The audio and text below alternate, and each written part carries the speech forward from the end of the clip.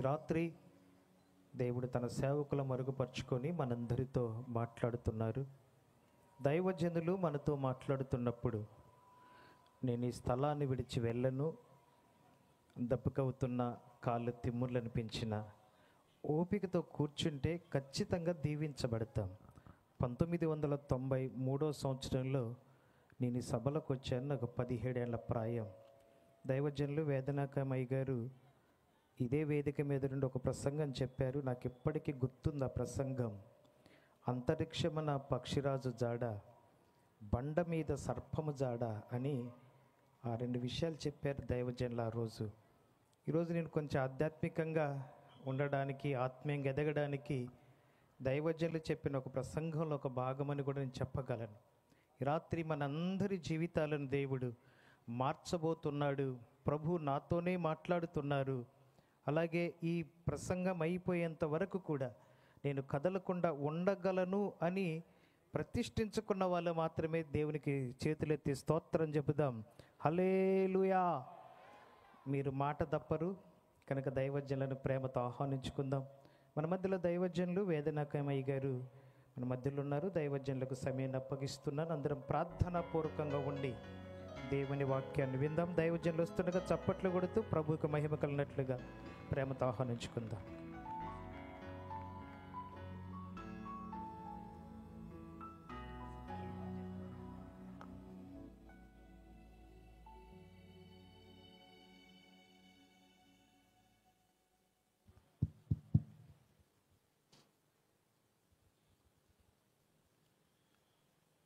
ఘనత వహించబడిన దేవాతి దేవునికి స్తుతి స్తోత్రములు సమర్పిస్తున్నాను.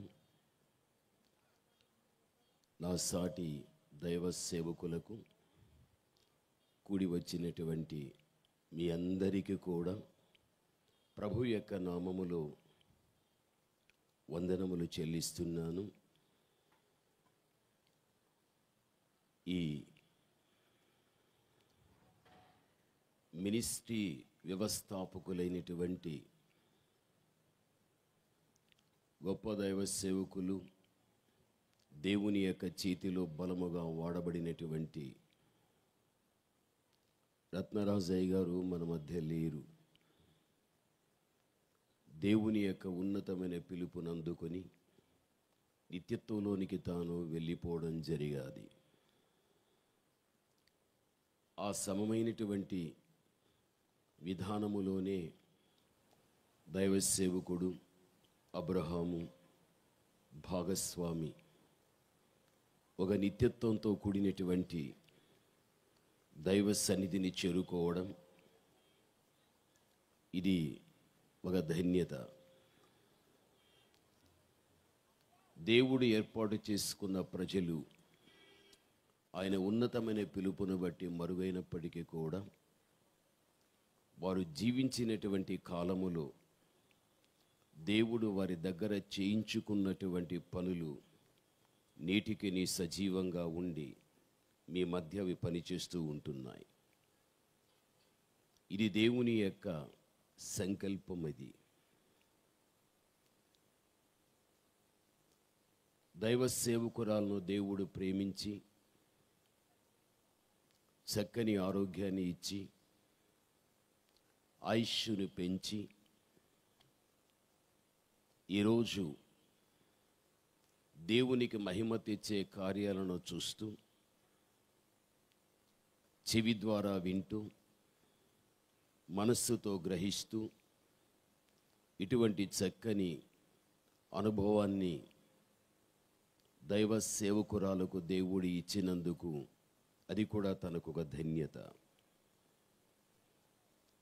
ఇంత గొప్ప పరిచర్య భారం దేవుడు ఏర్పరుచుకున్నటువంటి మన యొక్క ఫెయిత్, అంతే కదా. చిన్న దాసుడు, పనిభారము ఎక్కువ, శక్తి తక్కువ. అయినను ఆయన కృప అనేది ఉంది కాబట్టి భారాన్ని భరించే దేవుడు ఆయన కాబట్టి మీరందరూ కూడా మంచి మనస్సుతో ఆ బిడ్డను దేవుడు ముందున్న రోజుల్లో బలంగా వాడుకునేటట్టుగా మీ అందరి యొక్క ప్రార్థన సహకారం అనేది ఉండగలిగితే తప్పనిసరిగా దేవుడు తన చేతికి తీసుకుని శక్తివంతమైన రీతిగా దేవుడు వాడుకోవడం అనేది జరుగుతుంది. ఇలా మంచి కుటుంబం, మంచి సంఘం, మంచి పరిచర్య, దేవుని యొక్క ఉద్దేశాలు ఒక్కొక్కరి పట్ల ఒక్కొక్క రీతిగా ఉంటాయి. అవి జరిగినప్పుడే మనకు తెలిసి వస్తుంది, అంతవరకు తెలియరాదు. కాబట్టి భవిష్యత్తులో దేవుని ఉద్దేశాలు ఏవైతే ఉన్నాయో అవన్నీ కూడా కార్యరూపము దాల్చి అవి దేవుని మహిమార్థకంగా సాగిపోలాగున మీరందరూ కూడా ప్రార్థించండి. ఈ సమయమందు చాలా జాగ్రత్తగా దైవ వాక్యాన్ని వినాలి. బోధించడం చాలా సులభం, బోధ వినడం ఇంకా సులభం, ఆ బోధ ప్రకారము జీవించడమే మహా కష్టం. సేవకుడైన విశ్వాసి అయిన కష్టమైనది ఏదైతే ఉందో దానినే గట్టిగా పట్టుకోవాలి, అందులోని జీవిత విధానాన్ని సాగించాలి. బోధించే నేను బోధన బట్టి బ్రతకాలి. బోధ ఒక విధంగా ఉండి బ్రతుకు ఇంకొక రీతిగా ఉంటే నేనెంత బలహీనుడనో. బోధ ఏదో బ్రతుకు అదే. బ్రతుకు ఒక విధంగా ఉండి బోధ ఒక విధంగా ఉండినట్లయితే అది జీవితం కానీ కాదు.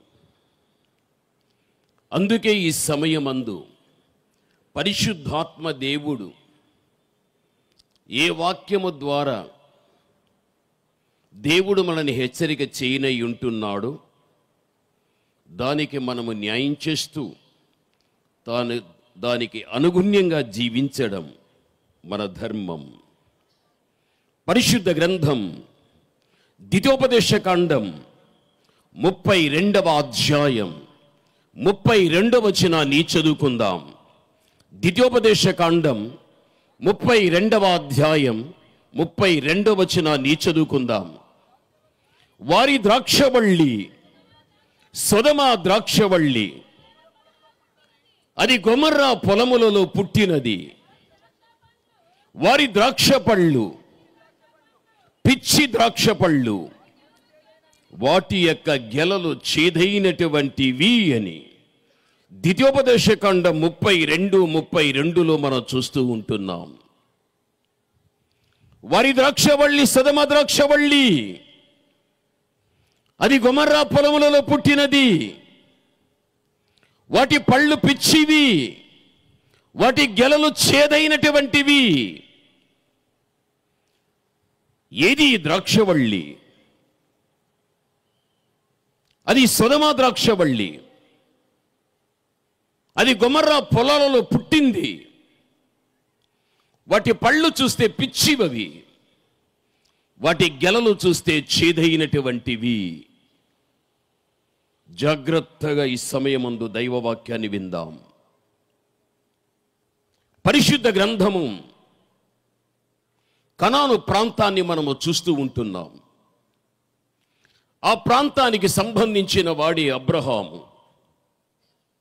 ఆ ప్రాంతములో తన కుటుంబపు యొక్క వ్యవస్థను చక్కగా, సవ్యంగా, సాఫీగా, సమాధాన సంబంధంగా నడిపించుకొనుచున్న విధానం అది.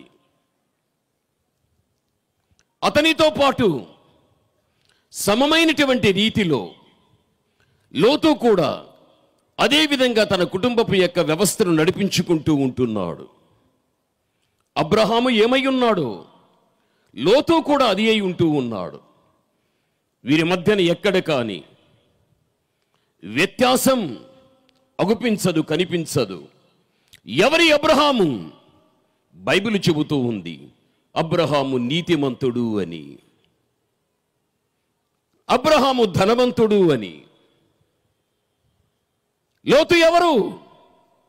అతడు నీతిమంతుడే, అతడు ధనం కలిగిన వాడే. ఇహలోక రీత్యా పరరీత్యా చూడగలిగితే ఆత్మ సంబంధముగా నీతి కలిగిన వాడు, ఇహలోకపరంగా ఆస్తి కలిగినటువంటి వాడు. ఇద్దరు కూడా ఒక సమమైనటువంటి జీవితాన్ని కలిగి జీవించుచున్న విధానం కనాను ప్రాంతములో కనిపిస్తూ ఉన్నది. అబ్రహాముకు పశువులు ఉన్నాయి, వాటిని మేపే కాపరులు కూడా ఉంటున్నారు. లోతుకు పశువులు ఉన్నాయి, వాటిని మేపేటువంటి కాపరులు కూడా ఉంటున్నారు. ఇలా జరుగుచున్నటువంటి విధానంలో అబ్రహాము దగ్గరికి ఒక ఫిర్యాదు వచ్చింది.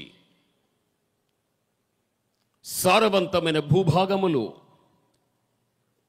పచ్చిక బయళ్ళు దగ్గర పశువులు మేపుతూ ఉంటున్నారు. ఆ సందర్భములో అబ్రహాము పశువుల కాపరులకును, పాస్టర్ గారు నిద్ర వస్తుందా? ఎట్లా పాస్టర్ గారు? నిద్రపోవద్దండి దయచేసి.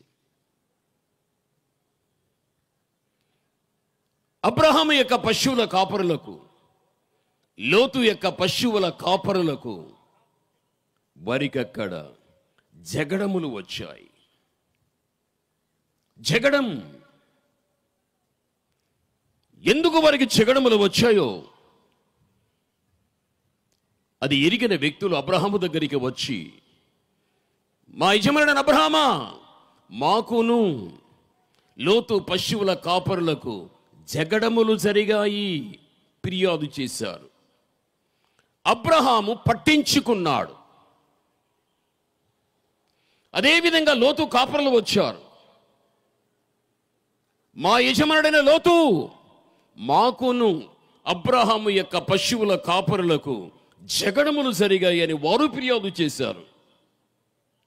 అబ్రహాము పట్టించుకున్నట్లు లోతు పట్టించుకోలేదు. అబ్రహాము పట్టించుకున్నాడు, లోతు పట్టించుకోలేదు. అబ్రహాము ఆలోచనలో పడిపోయాడు. మా పశువుల కాపరుల మధ్యన జరిగినటువంటి ఈ వివాదం కాలానుగుణ్యంగా మా ఇద్దరి మధ్యకు రావడమే జరగగలిగినట్లయితే మా ప్రేమకు, మా ఐక్యతకు, మా అన్యోన్యతకు, మా సమాధానానికి అంతరాయం కలుగుతుంది. కాబట్టే మా మధ్య ఉన్న ఈ ప్రేమ, ఐక్యత చిరకాలము ఉండాలి అంటే నా నుండి లోతు వేరైపోతే బాగుండు, లోతు నుండి నేను వేరైతే బాగుండు అని అబ్రహాము యోచించాడు, ఆలోచించగలిగాడు. అబ్రహాము తీసుకున్న తీర్మానం అది.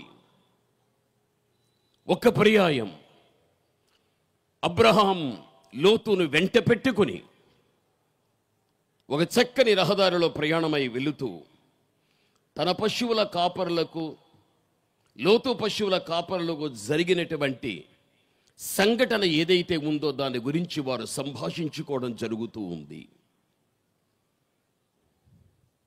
అసలుకు వారికి వివాదం రావడానికి కారణం ఏమిటి? ఆస్తి ఎక్కువ ఉంది, స్థలము సంకుచితంగా ఉంది. ఆ ఒక్క కారణాన్ని బట్టే. ఆస్తి ఎక్కువ, స్థలము తక్కువ. ఆ ఒక్క కారణాన్ని బట్టి వారికి అక్కడ కలహము వచ్చినట్లు బైబిల్ స్పష్టం చేస్తూ ఉంది. లోతు, ఈ ఒక్క కారణాన్ని బట్టి నీ పశువుల కాపరులకు, నా పశువుల కాపరులకు జగడములు జరగగలిగాయి. కాలానుగుణ్యంగా అవి మన మధ్యకే రావడం జరిగితే తప్పనిసరిగా మన మధ్యన మిత్రుత్వం పోయి శత్రుత్వం అనేది వచ్చేస్తుంది. అంత పని జరగకుండా ఉండునట్లు నేను ఒక ఆలోచనకు వచ్చేసాను అని దీని గురించి మాట్లాడుతూ ఒక ఎత్తైన పర్వతం మీదకి తీసుకువెళ్ళి, లోతు, నీ నుండి నేను కానీ నా నుండి నీవు కానీ వేరు కావటానికి ఒక చక్కని ఆలోచన ఇస్తున్నా. ఈ ఎత్తైన పర్వతం దగ్గరికి తీసుకువచ్చినటువంటి నీకు చూపించే ప్రాంతం ఏదైతే ఉంటున్నదో ఆ ప్రాంతాన్ని ఒక్కసారిగా నీవు చూస్తావా? నీ కంటి కనుచూప మేర కనిపించిన ప్రాంతములు నీకు ఏది కావాలో అది నీదే. ఏది వద్దు అని అనుకుంటావో అది నాదిగా నేను భావిస్తా. ఈ విధంగా మనం నా నుండి నీవు, నీ నుండి నేను వేరైపోయి అలా దూరంగా ఉండగలిగితే, కలిసి ఉన్నప్పుడు మన మధ్యన ప్రేమ ఎలా ఉన్నిందో, మన బంధం, ఈ అనుబంధం ఎలా మనం కాపాడుకుంటూ ఉండగలిగితేమో, కొంచెం దూరంగా ఉండిన దీనిని మనము కూడా కాపాడుకోగలం. అబ్రహాము చెప్పడం, లోతు వినడం. నిజంగా లోతు ఆ మాటలు విన్న తర్వాత లోతు స్పందించాలి. అబ్రహామా, నీ పశువుల కాపరులకు నా పశువుల కాపరులకు ఎన్ని జగడములు జరిగినా సమర్థించుకుందాం, క్షమించుకుందాం, కలిసిపోయి సాగిపోదాం అని అనవలసినది లోతు అనలేదు. లోతు అనకపోవటానికి కారణం ఏంటి తెలుసా? అబ్రహాము చూపించిన ప్రాంతం లోతును ఆకర్షించేసింది. లోతును ఆకర్షించింది. అది చక్కని సారవంతమైన భూభాగం, చక్కని పచ్చిక బయళ్ళు. ఆ ప్రాంతాన్ని చూచిన తర్వాత దాని చేత ఆకర్షించబడిపోయినటువంటి లోతు ముందు వెనుక ముందు ఏమాత్రము యోచించక ఆలోచించక ఆ ప్రాంతాన్ని నేను ఎన్నిక చేసుకోగలిగినట్లయితే ఇహలోక రీతిగా గొప్ప ధనవంతుడనైపోతా, నేను గొప్ప ధనవంతుడనైపోతా. అటువంటి ఆలోచన లోతులోనికి రావడం జరిగిపోయాది. లోతు తీసుకున్న తీర్మానం మంచిది కాదు. అబ్రహాము చెప్పవచ్చు, లోతు వినవచ్చు. అయితే అబ్రహాము చెప్పిన దానితో ఏకీభవించకూడదు. రాని, నీ కాపరులకు నా కాపరులకు ఎన్నైనా రాని, సమర్థించుకుందాం, క్షమించుకుందాం, ప్రేమగా కలిసిపోదాం అని చెప్పవలసిన లోతు చెప్పలేకపోయాడు. అబ్రహాము చూపించిన భూభాగం ఏదైతే ఉందో దాని చేత ఆకర్షించబడిపోయి అబ్రహాము నుండి వేరైపోవటానికి, అబ్రహాము ఉన్న ప్రాంతాన్ని విడిచిపెట్టి వేరైపోవటానికి తెగించాడు లోతు. తప్పు చేసేశాడు. లోతు తప్పు చేశాడు. ఏం తప్పు చేశాడు? అబ్రహాము నీతిమంతుడు, లోతు నీతిమంతుడే. నీతిమంతుడు నీతిమంతునితో సహవాసం చేస్తే ఆ నీతికి అంతరాయము రాదు. ఆ నీతికి అంతరాయం రాదు.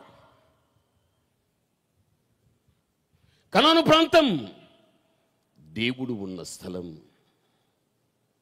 దేవుని ప్రజలు ఉన్న స్థలం. దేవుడు ఉన్న, దేవుని ప్రజలు ఉన్న స్థలాన్ని విడిచి దేవుడు లేని, దేవుని ప్రజలు లేని స్థలానికి వెళ్ళిపోగలిగాడు. తాను ఎన్నిక చేసుకున్న భూభాగమే సొదొమ గొమొర్ర భూభాగం. సొదొమలో దేవుడు లేడు. సొదొమ గొమొర్ర ప్రాంతంలో దేవుని ప్రజలు లేరు. కనానులో దేవుడు ఉన్నాడు, దేవుని ప్రజలు ఉంటున్నారు.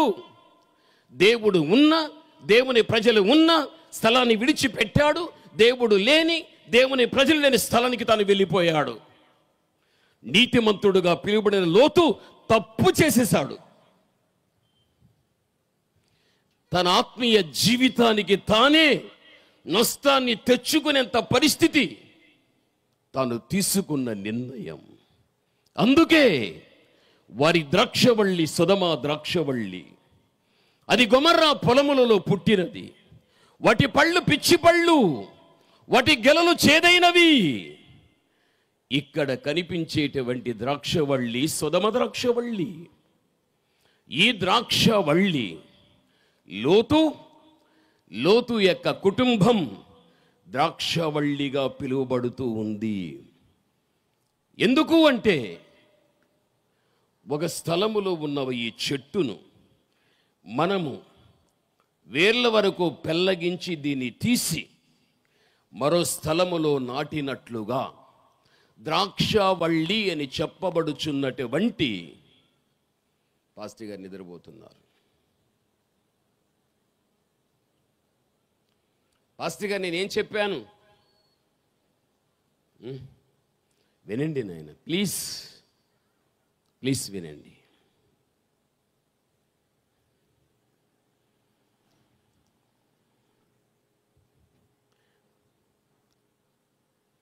రేపు అందరూ ఉపవాసం అనండి, పగలు రాత్రి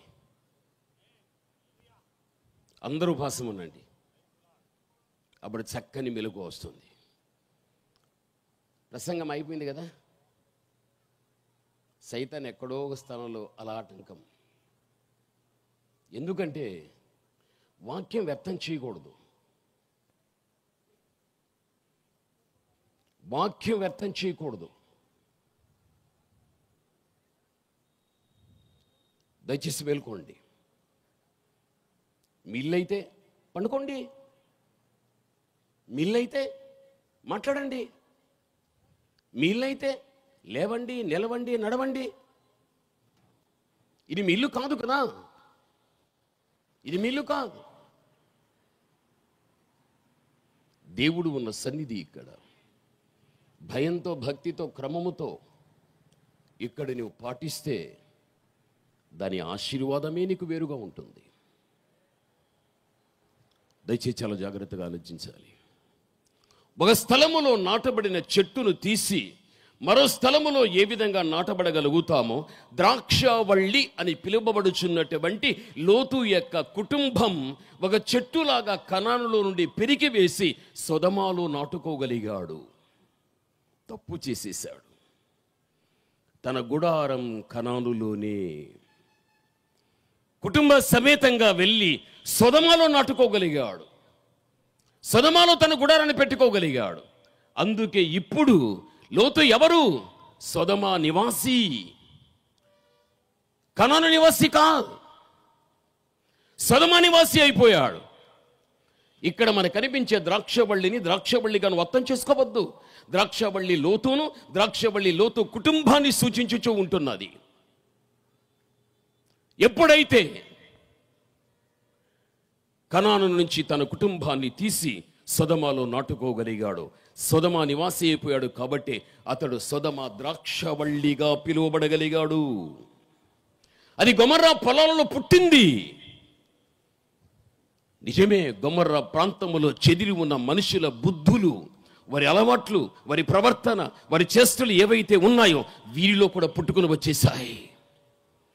అందుకే అది గొమొర్రా పొలములలో పుట్టినది. బైబిల్ చెబుతూ ఉంది. వాటి పండ్లు పిచ్చి పళ్ళు, వాటి గెలలు చేదైనవి. ద్రాక్షవల్లి లోతు అయితే ఆ లోతుకు పుట్టిన ఇద్దరు కుమారులే పిచ్చి పళ్ళు. లోతు కుమార్తెలే చేదైన గెలలు. పండ్లు పండ్లుగా, గెలలు గెలలుగా అక్షరార్థకంగా నువ్వు అర్థం చేసుకోవద్దు.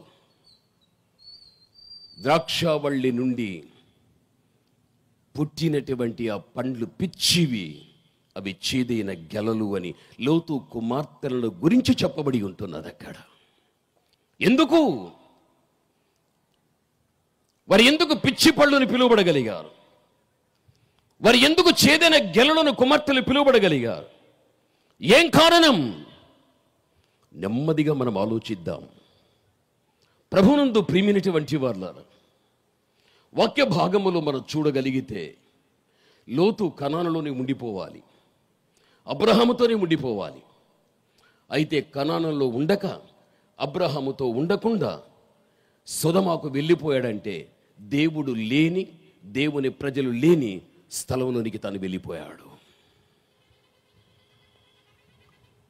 మీ అందరికీ తెలుసు, దుష్ట సంగత్యం మంచి నడవడిని ఏం చేస్తుంది? చెడిపివేస్తుంది. సొదొమ గొమొర్రా ప్రాంతమంతా దుస్తులే. నీతిమంతుడైన వాడు దుస్తులతో సహవాసం చేసిన కారణాన్ని బట్టి ఆ దుష్ట సంగత్యం తన నీతి కలిగిన జీవితానికి అంతరాయాన్ని కలిగించగలిగాది. నువ్వు దేవుని కుమార్తెవు, నువ్వు దేవుని కుమారుడవు. భూమి మీద ఉన్నంత కాలం నీ దేవునితో నీ సహవాసం. నీ వంటి భక్తి కలిగిన వ్యక్తులు ఎవరైతే ఉంటున్నారో అలాంటి వ్యక్తులతో నీ సహవాసం. అప్పుడు నీ ఆత్మీయ జీవితానికి ఎక్కడ కానీ అంతరాయం అన్నది కలుగనే కలుగదు. చచ్చిపోయేంత వరకు దేవునితో, నీ వంటి భక్తి కలిగిన వ్యక్తులతో నీవు సహవాసం చేస్తే నీ ఆత్మీయ జీవితానికి ఎక్కడ కానీ అంతరాయం, అభ్యంతరం అన్నది కలుగనే కలుగదు. ఇది నీవు గమనించవలసిన విషయం. ప్రభునందు ప్రియమైన వాళ్ళారా, ఆ విధంగా లోతు వెళ్ళిపోవడం లోతుకు ఇష్టంగా ఉండొచ్చు, కానీ దేవునికి ఇష్టం లేదు. అబ్రహాముని విడిచిపెట్టడం, సొదొమాను వెళ్ళిపోవడం, కనాను విడిచిపెట్టడం దేవునికి ఇష్టం లేదు. అందుకే బైబిల్ గ్రంథంలో మనం చూడగలిగినట్లయితే, ప్రభునందు ప్రియమైనటువంటి వాళ్ళారా, దేవుని వాక్యములో మనకు తెలియపరిచేది ఏమిటి అంటే, కదర్లయోమేరు అన్న రాజు, అతనితో పాటు సాటి రాజులు ఒక సమూహంగా చేరి సొదొమ గొమొర్రా పట్టణం మీద యుద్ధం చేశారు. ఈ కదర్లయోమేరు అతనితో సాటి రాజులు సైన్యం సొదొమ మీద పడి యుద్ధం చేసిన తర్వాత ఆ పట్టణములో ఉన్న రాజులను, ప్రజలను, పట్టణానికి సంబంధించిన నిధి, ధనం స్వాధీనం చేసుకుని పట్టుకుని వెళ్ళిపోతూ ఉన్నారు. వీరందరినీ చెరకు పోతే పోని, దానితో మనకు పని లేదు. వారితో పాటు లోతు భార్య, లోతు పిల్లలు, లోతు ఆస్తిని కూడా పట్టుకుని ఏమైపోతున్నారు? వెళ్ళిపోతూ ఉన్నారు. లోతు కుటుంబాన్ని కూడా పట్టుకొని వెళ్ళిపోతున్నారు. ఇక్కడ మనం అర్థం చేసుకోవాలి,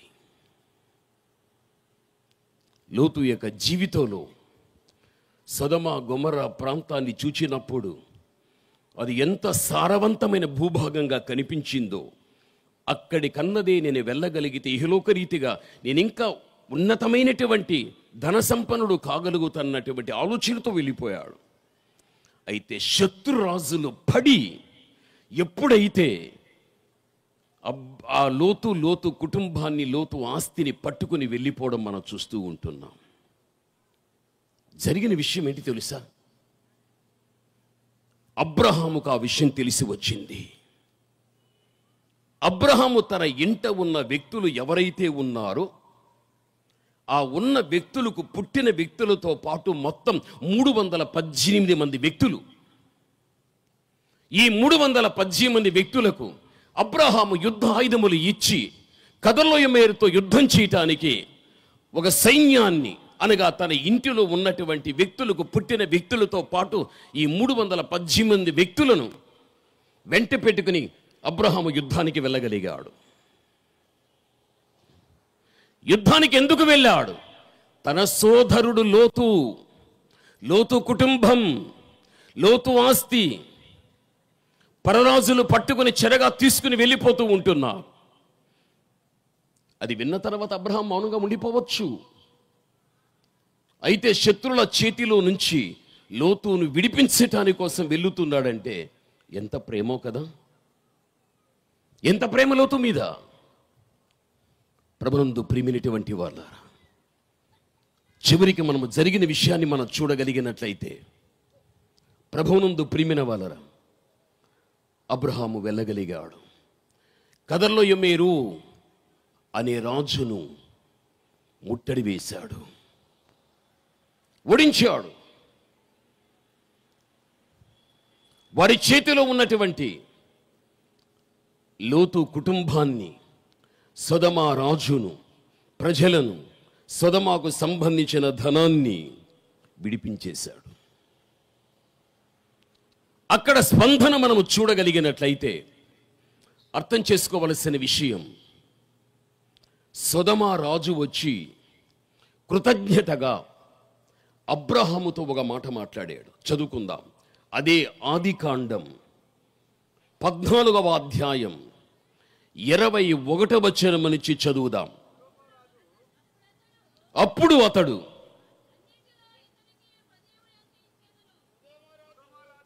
మైక్ ఒకటి నేనా ఉండు తల్లి నువ్వు చదవద్దు, వీళ్ళు చదువుతారు. మైక్ ఒకటి తీసుకోండి. మైకు. మనుష్యులను నాకిచ్చి ఆస్తిని నీవే తీసుకున్నామని అబ్రహాముతో చెప్పగా, అబ్రహాము, నేనే అబ్రహామును ధనవంతునిగా చేసి తినని నీవు చెప్పకుండునట్లు నీ వాటిలో నూలు పోగు కాని చెప్పుల వారు కాని ఏది కాని తీసుకొనను చాలు. దైవ వాక్యాన్ని బట్టి మనము చూడగలిగినట్లయితే, ప్రభునందు ప్రియమైనటువంటి వాళ్ళారు, ఏ అబ్రహాము ద్వారా ఏ సొదొమ రాజు తన ప్రజలు తన ధనం విడిపింపబడగలిగాదో దానికి కృతజ్ఞతగా సొదొమ రాజు వచ్చి, అబ్రహామా, ప్రజలు నాకు ఇచ్చేసి నా ప్రాంతానికి సంబంధించినటువంటి ధనాన్ని నీవే తీసేసుకో. సొదొమ రాజు అబ్రహాముతో ఈ మాట చెప్పిన తర్వాత అబ్రహాము ఏమంటున్నాడు సొదొమ రాజుతో తెలుసా? నీ వాటిలో చెప్పుల వారు కాని నూలు పోగు కాని నాకు వద్దు, నేను తీసుకొనను. బైబిల్లో మనం చూస్తూ ఉంటున్నాం. చెప్పుల వారు, నూలు పోగు, నీ వాటిలో నాకు ఏది కాని వద్దు అని అన్నప్పుడు ఆ విషయం లోతుకు తెలియరాలేదా? తెలిసి వచ్చింది. నీ నుండి నేను, నా నుండి నువ్వు వేరైపోవటానికి నీకు చూపించే భూభాగం ఏదైతే ఉందో, నువ్వు చూసినది ఏదైతే ఉందో, నీకు ఇష్టమైన దాన్ని నువ్వు తీసుకో, వద్దన్న దాన్ని నాకు వదిలేసేయి. తాను ఎన్నిక చేసుకున్న భూభాగములు సంబంధించినటువంటిదే ఆ ధనం. సొదొమ ప్రాంతానికి సంబంధించిందే. సొదొమ రాజు అవకాశం ఇస్తున్నాడు, అబ్రహామా, ప్రజలు నాకు ఇచ్చేసేయి, ఆస్తి నీవే తీసుకో. ఆ ప్రాంతానికి సంబంధించినటువంటి నూలు పోగు కానీ చెప్పుల వారు కూడా నాకు వద్దు అన్నాడు. లోతుకు ఆ విషయం తెలిసి వచ్చిన తర్వాత అక్కడే లోతు తన చెయ్యి తీసుకుని చంప మీద కొట్టుకొని సొదొమ ప్రాంతాన్ని వదిలిపెట్టి అబ్రహాముతో పాటు కనానుకు వెళ్ళిపోవాలి. వెళ్ళడా? వెళ్ళలే. ఏ ప్రాంతాన్ని కోరుకుంటేనో ఆ ప్రాంతానికి సంబంధించినటువంటి ధనం, నూలు పోగు, చెప్పుల వారు కూడా వద్దనేస్తుంటున్నాడే. నేను తప్పు చేసేసాను, అబ్రహామే రాకపోయి ఉంటే శత్రురాజుల చేత నేనేమైందు, నా భార్య ఏమైందు, నా పిల్లలేమైండు, ఆస్తి ఏమైండు, ఎంత నష్టం నాకు కలిగి ఉండు. అంతరంగంలో పరివర్తన చెంది తప్పు తెలుసుకుని వెళ్ళిపోవాలి అబ్రహాముతో. వెళ్ళలే. ప్రభునందు ప్రియమైనటువంటి వాళ్ళారా, మనం అర్థం చేసుకోవలసిన విషయం, దేవాతి దేవుడు ఒక మంచి అవకాశం లోతుకి ఇచ్చాడు. అయితే అవకాశాన్ని లోతు సద్వినియోగం చేసుకోలేదు. అబ్రహాము తన వెంట తీసుకుని వచ్చిన 318 మంది వ్యక్తులు తిరిగి కనానుకు వెళ్ళిపోయేటప్పుడు చూస్తూ ఉండిపోయాడే కానీ వారితో పాటు నేను వెళ్ళిపోతా కుటుంబ సమేతంగా అన్న ఆలోచన మాత్రం ఎవరికి రాలేదు? లోతుకు రాలేదు. అంటే దాని అర్థం ఏమిటి అంటే, దేవుని కంటే, అబ్రహాము కంటే ఎక్కువగా ఆ ప్రాంతాన్ని లోతు ఏం చేస్తున్నాడు? ప్రేమిస్తూ ఉన్నాడు. ఆ ప్రాంతాన్ని ప్రేమిస్తూ ఉంటున్నాడు. అందుకే తనక్కడే ఉండిపోయాడు. ప్రభునందు ప్రియమైనటువంటి వాళ్ళ, నువ్వు దేవుని కుమారుడు, దేవుని కుమార్తెవు. ఈ లోకములో నువ్వు జీవించేంత కాలములో దేవుని కంటే ఎక్కువగా ఏది కానీ నీవు ప్రేమించకూడదు. దేవుని కంటే ఎక్కువగా నీవేదైనా ప్రేమించగలిగిన వ్యక్తివైతే నీకు నీ దేవునికి ఉన్న పరస్పర సంబంధం తెగిపోయాది. దేవునికి నీకు ఉన్నటువంటి ఆ సన్నిహిత సంబంధం తెగిపోయాది. ఇది జీవితంలో నువ్వు మర్చిపోవద్దు. అందుకే అనేక మంది వ్యక్తులు దేవునితో ఏకమై జీవించుచున్న కాలములో లోకానికి సంబంధించినటువంటి ఏదో ఒక చెడు వారిని ఆకర్షించుటను బట్టి అప్పటి వరకు దేవునితో ఉన్న సహవాసాన్ని విడిచిపెట్టి ఆకర్షించబడిన దాని దగ్గరికి వెళ్ళి దాని చేత పట్టబడిపోయి దాని నుంచి విడుదల పొందలేక ఎంతమంది ఆత్మీయ జీవితంలో భ్రష్టులైపోతూ ఉంటున్నారో ఒక్కసారిగా మనము గమనించవలసిన విషయం ఇది. అమ్మా, అయ్యా, ఒకసారి ఆలోచించు. దేవుని కంటే ఎక్కువగా ప్రేమించున్నది ఏదైతే ఉందో దానికి ఆకర్షించబడి పట్టబడిపోయి ఆత్మీయ జీవితాన్ని నష్టపరుచుకునేంత పరిస్థితికి జీవితం రానివద్దు, అస్సలుకు రానివద్దు. చచ్చిపోయేంత వరకు దేవునితోని సహవాసం, చచ్చిపోయేంత వరకు కూడా నీలో ఎంత భక్తి అయితే ఉందో అంత భక్తి కలిగిన వ్యక్తులు ఎవరో కనుగొన్న తర్వాత వారితోనే నీ సహవాసం. అప్పుడే నిన్ను నీవు కాపాడుకోవడం అనేది జరగగలుగుతుంది. బైబిల్ చెబుతూ ఉంది. దేవుడు మళ్ళీ ఏం చేశాడో తెలుసా? ఇంకో అవకాశం ఇచ్చాడు. ఎవరికి? లోతుకి ఇచ్చాడు. ఇంకో అవకాశం దేవదూతలు పంపాడు. దేవునికి ఎంత ప్రేమ కదా లోతు మీద. ఎప్పుడైతే ఆ ప్రాంతానికి దేవదూతలు వెళ్ళారో ఆ ప్రాంతమంతా చూశారు. ఎవరు కూడా వారిని పట్టించుకోలేదు. లోతు చూశాడు. వారి ఎడ తనకున్న ప్రేమ కొలది తన ఇంటికి తను ఆహ్వానించగలిగాడు. అతని ఆహ్వానాన్ని మన్నించి దూతలు ఎక్కడికి వెళ్ళారు అంటే లోతు యొక్క ఇంటికి వెళ్ళారు. లోతు కుటుంబ సమేతంగా వారికి చక్కని ఆతిథ్యం ఇస్తూ ఉన్నాడు. ఆతిథ్యం ఇచ్చే కాలములో సొదొమ ప్రాంతానికి సంబంధించిన వ్యక్తులందరూ కూడా ఏకమై, లోతు, మేము వెలుపుటున్నాం, నీ ఇంట్లోపల దేవదూతలు ఉంటున్నారు, దయచేసి నీ ఇంటి లోపల ఉన్న దూతలను నీవు కాస్త వెలుపటికి నువ్వు పంపిస్తే వారితో మేము పాపం చేస్తాము. ఆ ప్రాంతం ఎంత చెడిపోయింది కదా. వారిదేమో మహిమ దేహాలు, వీరిదేమో భౌతిక దేహం. వీరిది మట్టి దేహమో వారి మహిమ దేహం. మానవులైన వీరు దైవ ప్రతినిధులైనటువంటి వారితోనే పాపం చేస్తాము అంటే అది ఎంత ఘోరమైనటువంటి జీవితము జీవిస్తున్నదో ఈ ఒక్క మాటలు నువ్వు అర్థం చేసుకో. తప్పు చేశారు వాళ్ళు.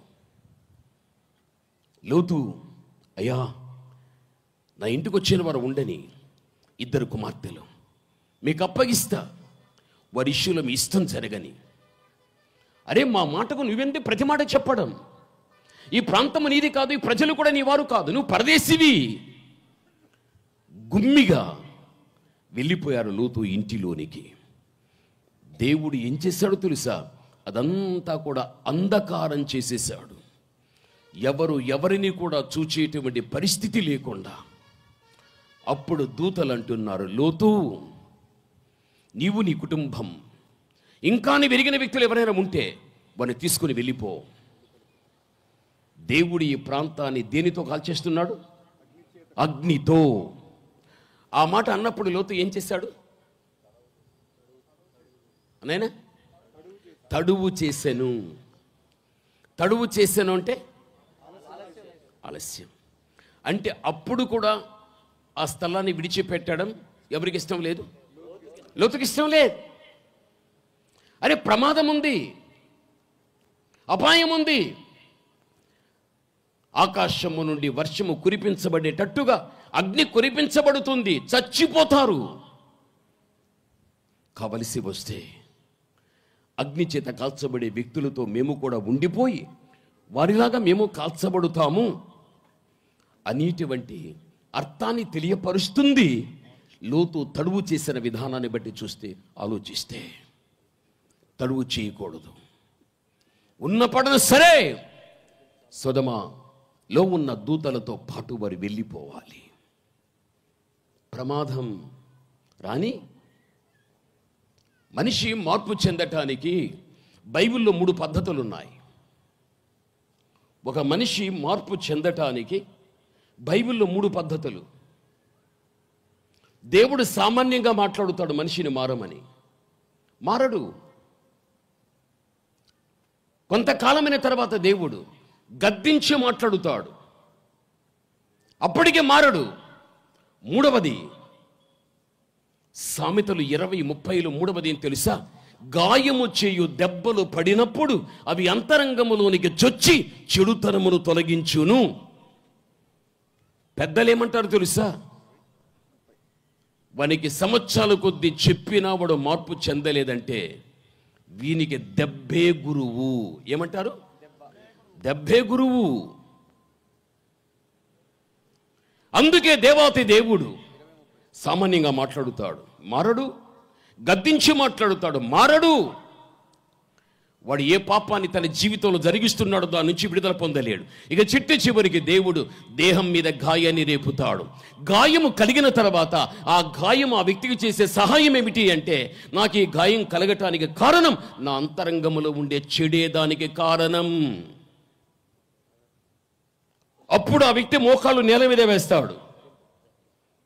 ఆ గాయం కలిగింది దేహం మీద కాబట్టి అది ఎక్కడ నన్ను మరణానికి తీసుకువెళ్ళిపోతుందో, నేను ఎక్కడ చచ్చిపోతానో అనేటువంటి ప్రాణభయం కలిగి అక్కడ తన జీవితంలో ఉన్న చెడును జ్ఞాపకము తెచ్చుకుని, దేవా నేను విడిచేస్తున్నా, నీ ప్రేమ సందేశం ఎన్నిసార్లు విన్నా నేను మారలేదు, గద్దించినా మారలేదు. ఇప్పుడు నాకు మరణ భయాన్ని కలిగించే గాయము దేహం మీద రేపబడి ఉన్నది. అప్పుడు మనిషి దారికి వస్తాడు. క్రైస్తవ సమాజంలో కూడా అంతే. అమ్మా నాన్న పిల్లలకు చెబుతారు, వినరు. భార్య భర్తకు చెబుతుంది, భర్త భార్యకు చెబుతారు, వినరు. పడక మీద పడేస్తే అప్పుడు వీరికి దేవుడు జ్ఞాపకం వస్తాడు, సేవకుడు జ్ఞాపకం వస్తాడు. ప్రార్థన కావాలి, ఉపవాసం కావాలి. దేవుని అంత జాగ్రత్తగా వెతకడం జరుగుతుంది. ఇక్కడ ప్రమాదం ఉంది అని తెలిసినా లోతు మాత్రం తడువు చేశాడు. అంటే వస్తే రాని అగ్ని, వారితో పాటు నేను కాలిపోతా. కొంతమంది ఈ విధంగా వ్యవహరించేవారు కూడా ఉంటున్నారు. ఈ రాత్రికాల సమయమందు ఆయన సన్నిధి వాక్య ప్రత్యక్షతను అనుభవిస్తున్న నీ వ్యక్తిగత ఆత్మీయ జీవితంలో ప్రమాదాలు తెచ్చిపెట్టేటువంటి బలహీనతలు ఏవైనా ఉండగలిగితే, నీ ఎడల దేవునికున్న ప్రేమ కొలది దేవుడు వాక్యరీతిగా ప్రమాదాన్ని తెచ్చిపెట్టేటువంటి తప్పితాలు నీలో ఉంటున్నాయి, దయచేసి వాటిని తీసివేసుకుని జాగ్రత్తగా జీవితాన్ని నడిపించుకొని దేవుడు హెచ్చరిక చేసేటప్పుడు నువ్వు తప్పనిసరిగా ఈ మాటలకు లోబడిన వ్యక్తివిగా ఉండినట్లయితే భవిష్యత్తులో ఎదురయ్యే ప్రమాదాలు తప్పించుకుని నీ జీవిత విధానం సమాధాన సంబంధంగా ముందుకు నడవటానికి అవకాశం కలుగుతుంది. దైవ సన్నిధికి వచ్చిన తర్వాత ఇటువంటి వాక్యాన్ని విన్నప్పటికీ కూడా పరిపూర్ణమైనటువంటి మార్పు లేకపోతే నువ్వు ప్రమాదం వైపు పరిగెడుతున్నావన్న విషయం నువ్వు మరిచిపోవద్దు. అయితే దేవునికి లోతు కుటుంబం మీద ఉన్న ప్రేమ కొలది దూతలే చేయి పట్టుకున్నారు, బలవంతంగా లాక్కొని వెళ్ళిపోయారు. ఎంత ప్రేమ కదా, ఎంత ప్రేమ. ఒక్కొక్కసారి మన జీవితంలో కూడా అంతే. దేవుని ప్రేమ మనల్ని బలవంతం పెడుతుంది. వద్దు నా కుమారుడా, వద్దు నా కుమార్తె. జీవితంలో ఎప్పుడు కానీ ఆయన ప్రేమను మరిచిపోవద్దు. ఆయన నిన్ను ప్రేమించినట్లు, నిన్ను ఆదరించినట్లు లోకంలో ఎవ్వడూ నిన్ను ప్రేమించడు.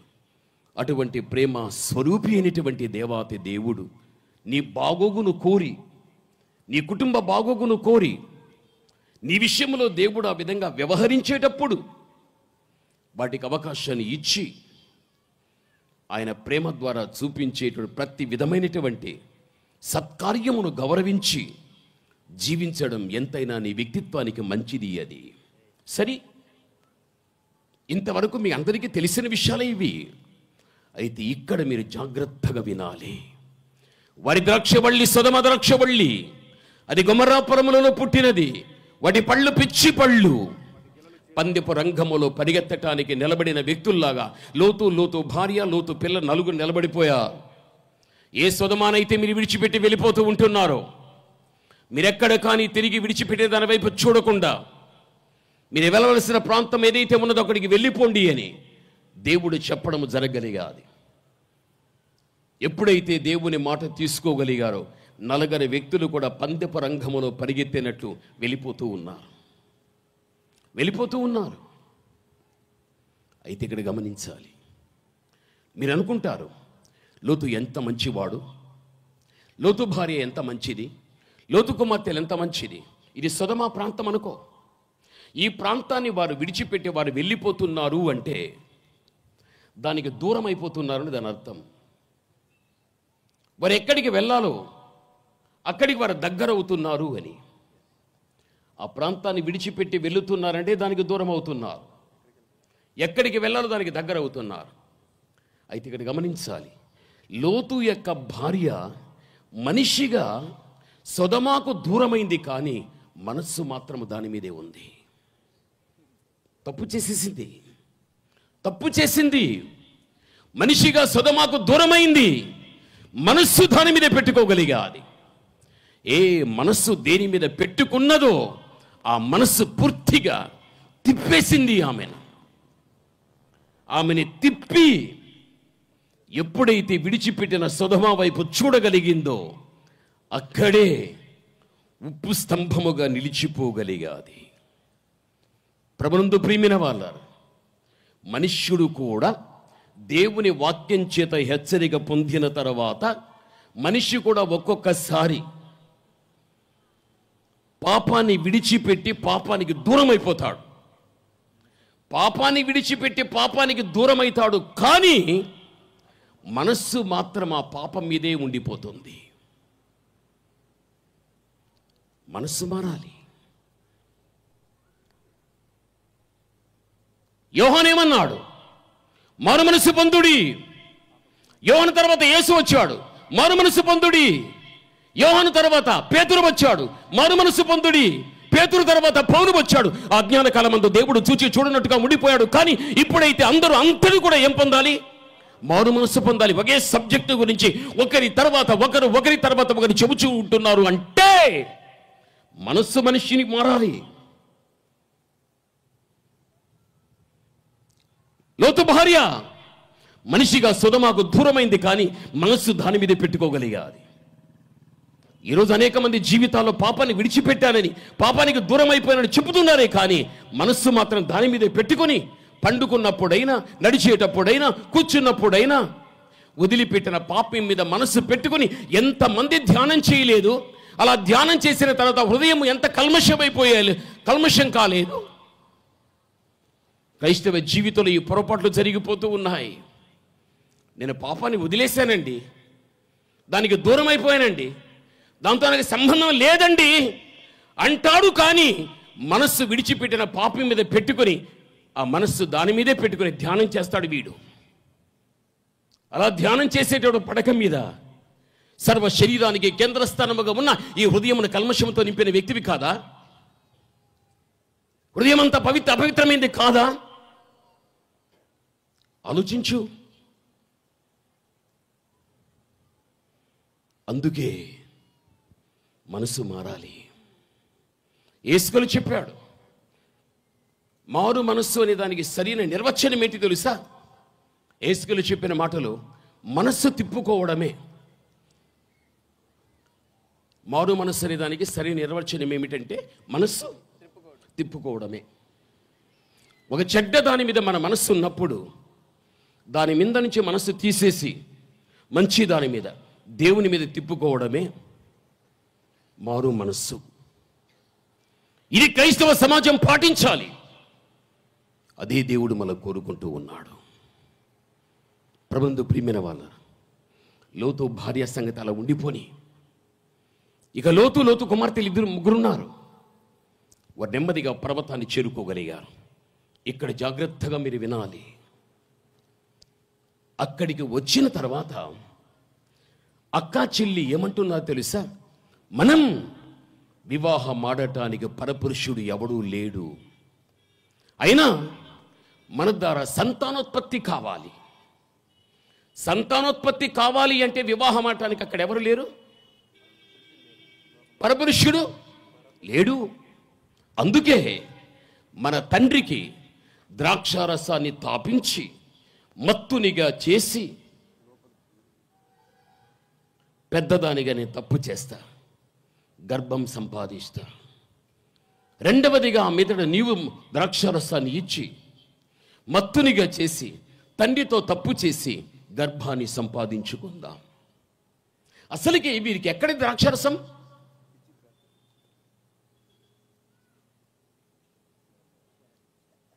పాస్టర్ గారు, ఎలా పాస్టర్ గారు, నేనేం చెప్పాను చెప్పండి.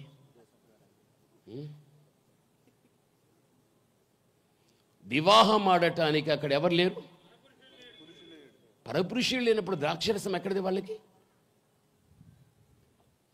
పాస్టర్ గారు, వివాహం ఆడటానికి పరపురుషుడే లేనప్పుడు వీరికి ద్రాక్షరసం ఎక్కడిది లోతు కుమార్తెలకు? సొదొమ నుండి పట్టుకొని వచ్చేసారు వీళ్ళు. మనమేమనుకుంటాం తెలుసా?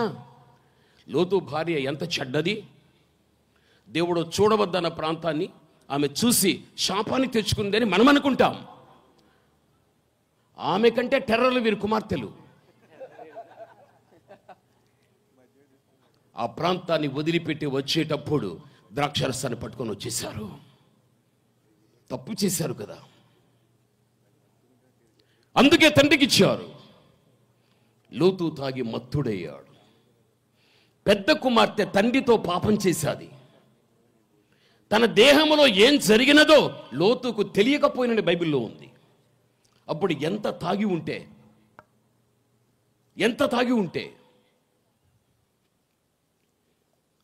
చిన్నది కూడా ద్రాక్షరసి నుంచి మత్తునిగా పడేసి తప్పు చేసింది. ఆ విషయం లోతుకు తెలియలేదు. ఇప్పుడు లోతు తాగుబోతు అయిపోయాడు. పిల్లలు వ్యభిచారులు అయిపోయారు. పిల్లలు ఎట్లా వ్యభిచారులు అయ్యారు? లోతు ఎట్లా తాగుబోతయ్యాడు? లోతు కుమార్తెలు ద్రాక్షారసాన్ని ఇచ్చుటను బట్టి లోతు ఏమయ్యాడు? తాగుబోతు. తాగి మత్తుడై అవకాశం ఇచ్చాడు కాబట్టే లోతును బట్టి పిల్లలు ఏమయ్యారు? వ్యభిచారులు. మీరంటారు ఆ మాట మీరంటారు. లోతు తాగుబోతు కావటానికి లోతు కుమార్తెలు కాదు. లోతు అవకాశాన్ని ఇచ్చిన కారణాన్ని బట్టి లోతు యొక్క పిల్లలు వ్యభిచారం చేశారు. పిల్లలు వ్యభిచారం కావటానికి లోతు కాదు కారణం. లోతు తాగుబోతు కావటానికి లోతు భార్య కారణం. పిల్లలు వ్యభిచారులు కావటానికి లోతు భార్య కారణం. భర్త దగ్గర భార్య ఉంటే తాగుబోతేవాడు కాదు. పిల్లల దగ్గర తల్లి ఉంటే వారి వ్యభిచారులు అయ్యేవారు కాదు. అందుకే వారి ద్రాక్షవల్లి సొదొమ ద్రాక్షవల్లి, అది గొమొర్రా పొలములలో పుట్టినది. వాటి పండ్లు పిచ్చి పళ్ళు, వాటి గెలలు చేదైనవి. ద్రాక్షవల్లి లోతు అయిన తర్వాత ఆ ద్రాక్షవల్లి యొక్క పండ్లు పిచ్చి పళ్ళు, చేదైన గెలలు, ఆ పండ్లే లోతు కుమార్తెలు. ఆ చేదైన గెల్లే లోతు కుమార్తెలు. వారు ఏంగా చెప్పబడుచున్నారు? పిచ్చి పళ్ళు, పిచ్చి చేష్టలు చేశారు. పిచ్చి చేష్టలు చేశారు. ద్రాక్షారసం పట్టుకుని రావడం పిచ్చి చేష్టలు కాదా? తండ్రికి ద్రాక్షారసాన్ని ఇచ్చి మత్తునిగా చేసి తండ్రితో పాపం చేయడం పిచ్చి చేష్టలు కాదా? అందుకే వారు పిచ్చి పండ్లుగా పిలువబడ్డారు. అవి చేదైన గెలలు. అమ్మా, అయ్యా, చేదు నీ నోటికి తగిలితే కడుపుకు పోనివ్వవు, నీవు ఉమ్మేస్తావు. గెలలు అని పిలువబడుచున్న వారి లోతు కుమార్తెలు అనగా దేవుని చేత ఉమ్మివేయబడేటువంటి జీవితం వారు జీవించారు. తండ్రిని తాగుబోతూ మత్తునిగా చేసి తండ్రితో పాపం చేయడం. లోతు కుమార్తెలు చేదైన గెలలు చేదును ఉమ్మినట్లు దేవుని చేత ఉమ్మివేయబడిన జీవితం లోతు యొక్క కుమార్తెలది. అందుకే వాటి పండ్లు పిచ్చి పళ్ళు, వాటి గెలలు చేదైనవి, పిచ్చి చేష్టలు చేశారు. దేవుని చేత ఉమ్మివేయబడే జీవితం వారు జీవించగలిగారు. అందుకే వారి ద్రాక్షవల్లి సొదమ ద్రాక్షవల్లి, అది గొమొర్రా పొలములలో పుట్టినది. వాటి పండ్లు పిచ్చి పండ్లు, వాటి గెలలు చేదైనటువంటివి. ఆ కుటుంబం ఒకప్పుడు దేవుని కుటుంబముగా పిలువబడినది. ఆ కుటుంబం అయితే ఆ మీద దేవుని కుటుంబంగా పిలువబడలే. కారణం దేవునితో సహవాసం లేదు, దేవుని ప్రజలతో సహవాసం లేదు. కనానులోని ఉండి ఉంటే, అబ్రహాముతోనే ఉండి ఉంటే ఇంత పరిస్థితి లోతుకు వచ్చేటువంటిది కానే కాదు. తమ వ్యక్తిగత జీవితం, తమ కుటుంబ వ్యవస్థను చేతులారా ఆత్మీయతలో పాడు చేసుకోగలిగారు. ప్రభునందు ప్రియమైన వారలారా, జరిగిన విషయం ఏంటి తెలుసా? పెద్దది గర్భవతి అయిపోయాది, మోయాబును కన్నది. వాడు మోయాబు దేశానికి మూలపురుషుడైపోయాడు. చిన్నది గర్భవతి అయ్యాది. అది చిట్టి చివరికి కుమారుని కన్నగలిగాది. వాడు అమోనీయుల దేశానికి మూలపురుషుడైపోయాడు. లోతు యొక్క కుమార్తెలు తండ్రి ద్వారా గర్భాన్ని సంపాదించుకున్న తర్వాత వారికి పుట్టినటువంటి వారే 2 దేశాలకు మూలపురుషులయ్యారు. మోయాబు, అమోనీయుల దేశం. దేవుడు మాట్లాడుతూ ఉన్నాడు ఇశ్రాయేలు ప్రజలతో, ఇశ్రాయేలు ప్రజలారా, నేను మిమ్మల్ని ఏర్పరచుకోగలిగాను. మీరు నా ప్రతిష్ఠిత జనాంగం. ఎక్కడ కానీ మిమ్ములను ప్రజలతో కూడా కలిపి లెక్క పెట్టేవాడను కాదు నేను. మీరు ప్రత్యేకించబడిన వ్యక్తులు. అందుకే మోయాబీయులతో కలవకండి, అమోనీయులతో కలవకండి అని దేవుడే ఆదేశించగలిగాడు తన ప్రజలైన ఇశ్రాయేలులకు. బైబిల్ చెబుతూ ఉంది. అయితే జరిగిన విషయం ఏంటి తెలుసా? అది యూదా బెత్లెహేము. కరువు వచ్చింది. ఎవరికీ రాని బాధ నయోమికే వచ్చేసింది. కరువు కాటు చేత ఎక్కడ చచ్చిపోతామేమోనని ముందు వెనుక ఏమీ ఆలోచించకుండా భర్త ఎలిమెలెకు కుమారుల మహలోని కిల్లోను వెంట పెట్టుకుని మోయాబులో కరువు వచ్చేసింది. యూదా బెత్లెహేములో కరువు వచ్చింది. మోయాబులో కరువు లేని ప్రాంతానికి వెళ్ళిపోదాము అని నయోమి కుటుంబ సమేతంగా యూదా బెత్లెహేముని విడిచిపెట్టి మోయాబుకు వెళ్ళిపోయాది. మోయాబీయులతో కలవద్దని దేవుడే చెప్పేశాడు. అమోనీయులతో కలవద్దని దేవుడే చెప్పేశాడు. దేవుని యొక్క మాటను తిరస్కరించినటువంటి ఈమె ఒక కరువుకు భయపడిపోయి మోయాబుకు వెళ్ళిపోయాది కుటుంబ సమేతంగా. యూదా బెత్లెహేములో దేవుడు ఉన్నాడు. యూదా బెత్లెహేములో దేవుని ప్రజలు ఉంటున్నారు. మోయాబులో దేవుడు లేడు. మోయాబులో దేవుని ప్రజలు లేరు. దేవుడు ఉన్నా, దేవుని ప్రజలు ఉన్న స్థలాన్ని విడిచిపెట్టి దేవుడు లేని, దేవుని ప్రజలు లేని స్థలానికి వెళ్ళిపోగలిగాది. తప్పు చేసింది ఈమె కూడా లోతులాగానే. జరిగిన విషయం ఏంటి తెలుసా? ఆహారం దొరికింది. అయినా నయోమి భర్త ఎలిమెలెకు చచ్చిపోయాడు. తర్వాత కుమారుడు మహలోను చచ్చిపోయాడు. కిల్యోను చచ్చిపోయాడు. భార్యకు శిరస్సు ఎవరు? భర్త. శిరస్సులు ఎగిరిపోతే మిగిలేదేది? మొండెం. మోయాబులో 3 మొండాలు మిగిలిపోయాయి. మోయాబులో ఎన్ని మొండెములు? 3 మొండాలు ఎగిరిపోయాయి. నయోమి, ఓర్పా, రూతు, వీరి శిరస్సులు ఎలిమెలెకు, మహలోను, కిల్యోను. ఈ 3 శిరస్సులు ఎగిరిపోయిన తర్వాత మోయాబులో 3 మొండాలు మిగిలిపోయాయి. 3 మొండెములు. తప్పు చేశారని తెలుసుకున్నది. ఓర్పా ఆగ్యాది. రూతు వస్తానంటే పట్టుకుని వచ్చేది. చాలా కాలమైంది కదా. యూదా బెత్లెహేమస్తులు ఏమన్నారో తెలుసా? నీవు నయోమి కాదా అని అన్నప్పుడు ఆమె ఏమన్నది ఆ ప్రాంతంలో ఉన్న వ్యక్తులకు? నేను నయోమి, నేనెవరు? మారా. ఇప్పుడు మూలవాక్యాలకి వెళ్ళిపోదాం. వారి ద్రాక్షబళ్ళి సొదమ ద్రాక్షబళ్ళి, అది గొమొర్రా పొలములలో పుట్టినది. వాటి పండ్లు పిచ్చి పండ్లు, వాటి గెలలు చేదైనటువంటివి. లోతు యొక్క ఇద్దరు కుమార్తెలే చేదైన గెలలు. వారికి పుట్టినటువంటి బిడ్డల నుంచి పుట్టిందే మోయాబు దేశం, అమరీల దేశం. అది చేదైన ప్రాంతం మోయాబు. అందుకే నేను మధురం నయమి అనకండి, నేను మారా. చేదైన గెలలు అని చెప్పబడుతున్న లోతు యొక్క కుమార్తెల ద్వారా పుట్టుకొచ్చిన సంతానమే మోయాబు. అది చేదైన ప్రాంతం. అక్కడికి వెళ్ళాను, మాధుర్యం కలిగిన చక్కని సత్ప్రవర్తన పోగొట్టుకున్నా. అనగా సత్ప్రవర్తన పోగొట్టుకున్నాను అంటే దాని అర్థం ఏంటి అంటే, దేవుడు ఉన్న, దేవుని ప్రజలు ఉన్న స్థలాన్ని విడిచిపెట్టి దేవుడు లేని, దేవుని ప్రజలు లేని స్థలానికి వెళ్ళిపోయి అక్కడ తన జీవితంలో ఎంత ఆశీర్వాదంగా వెళ్ళిందో దానంతటిని పోగొట్టుకుని రిక్తురాలుగా రాగలిగాదని దాని అర్థం. ప్రభునందు ప్రియమైనటువంటి వాళ్ళారా, సహవాస దోషం ఎంత మానవ జీవితానికి నష్టాన్ని తెచ్చిపెడుతుందో ఒక్కసారి మనం ఆలోచించాలి. ఈరోజు నువ్వు ఆలోచించు. దేవునితోనే నీ సహవాసం.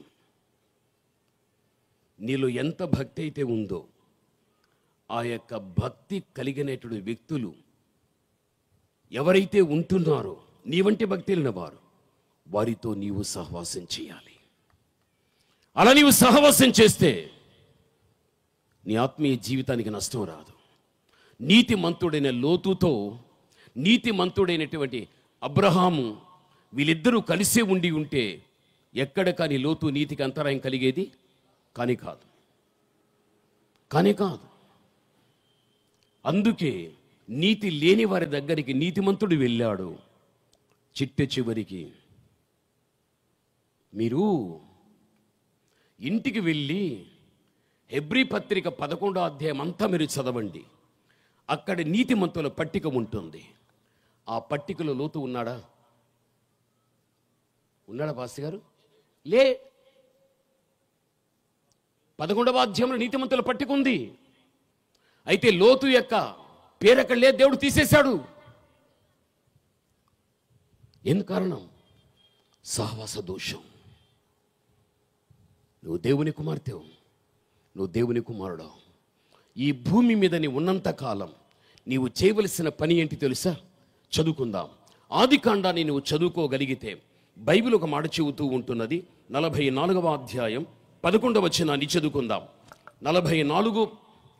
అప్పుడు వారు త్వరపడి 44:31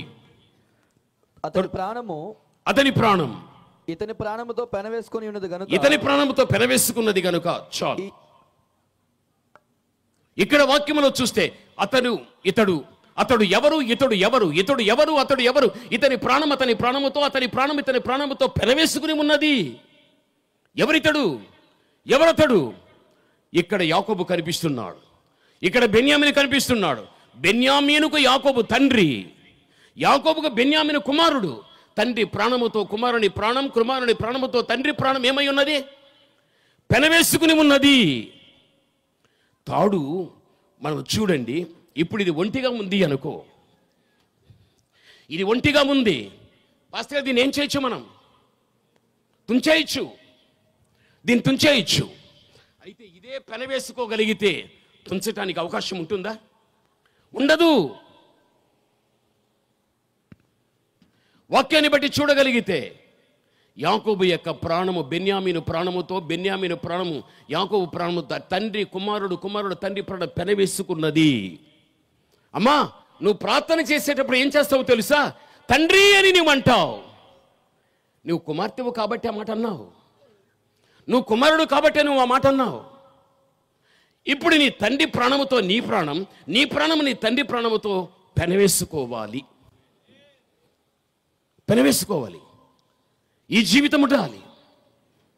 అది లోతుకు లేదు, నయోమికి లేదు. అది లేని కారణాన్ని బట్టి నయోమి కుటుంబం ఏమయ్యాది, లోతు కుటుంబం ఏమయ్యాది. చచ్చిపోయేంత వరకు నీ ప్రాణము నీ దేవుని ప్రాణముతో, నీ దేవుని ప్రాణము నీ ప్రాణముతో పెనవేసుకోవాలి. పెనవేసుకుంటే బంధం తెగిపోదు. మీకు బాగా తెలుసు పాస్టర్లు, ఆదికాండం 1వ అధ్యాయములో ఒక్కొక్కటి దేవుడు చేస్తూ వస్తే మంచిది మంచిది మంచిది అన్నాడా లేదా? అయితే ఒక్కటి మాత్రం మంచిది కాదు, నరుడు ఒంటరిగా ఉండడం మంచిది కాదు అన్నాడా లేదా? అన్నీ మంచివి అన్నాడు. అయితే నరుడు ఒంటరిగా ఉండడము మంచిది కాదు అని బైబిల్ స్పష్టం చేస్తూ తెలియపరుస్తూ ఉన్నది. మంచిది కాదు అని అన్నప్పుడు ఒక జత కావాలి, ఒక జత కావాలి. ఆయనే నిజదేవుడు, లోకరక్షకుడైన యేసుక్రీస్తు. ఆయనతో నీవు ఆయనతో ఏకమై జీవించాలి. అలా జీవిస్తే మీకొచ్చే చివరి ఆశీర్వాదం ఏం తెలుసా? పరమగీతం 1వ అధ్యాయం 16వ వచనాన్ని చదువుకుందాం. పరమగీతం 1:16 చదువుకుందాం. త్వరగా చివరి మాట. పరమగీతం 1:16 చదువుకుందాం. నా ప్రియుడా, అమ్మా, నీవు సుందరుడవు, అతి మనోహరుడవు, మన శయన స్థానం పచ్చని చోటు చాలు. ఈ పరమగీతం 1:16లో చూస్తే ఈ వాక్యం అంతటిలో కూడా నువ్వు అర్థం చేసుకోవలసినది, మన శయన స్థానం పచ్చని చోటు. శయన స్థానము అనగా ఇద్దరు వ్యక్తుల యొక్క ఏకత్వపు యొక్క ప్రత్యక్షతను శయన స్థానము అంటారు. నేను మళ్ళీ చెబుతా, మీరు వినాలి.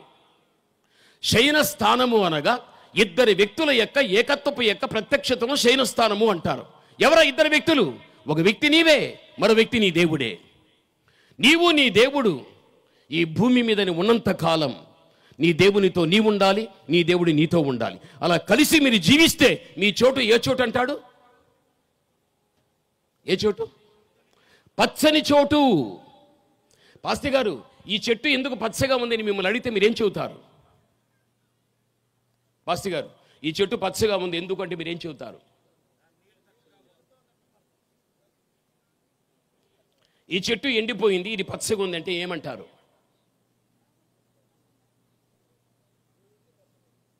అది ఎండిపోయాది, ఇది పచ్చగా ఉంది. కరెక్ట్. దాంట్లో జీవం లేదు. దీంట్లో ఏముంది? జీవం ఉంది. మన శయనస్థానం పచ్చని చోటు అంటే ఇద్దరి వ్యక్తుల యొక్క ఏకత్వపు యొక్క ప్రత్యక్షతను శయనస్థానము అంటారు.